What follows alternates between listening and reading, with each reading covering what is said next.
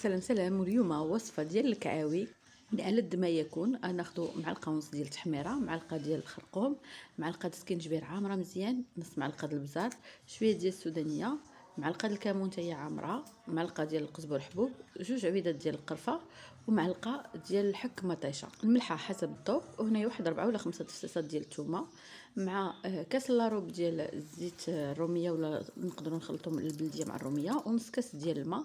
نخلطوا الكل جيدا. هنا الحمص عندنا الامكانيه يا اما نفسخوه يا اما نديروه هكاك بالقشور ديالو.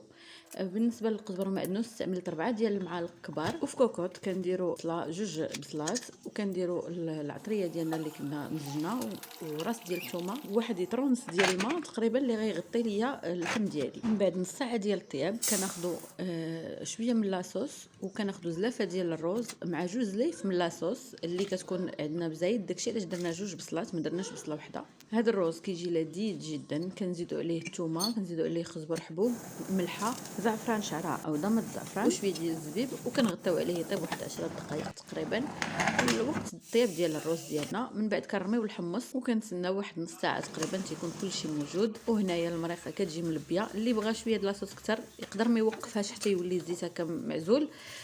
تقدروا تطفيو عليها افون. انا كتعجبني بهذه الطريقه، نتمنى تعجبكم. الى اللقاء، ولايك لايك لا جربوه، راه طبق تقليدي بامتياز.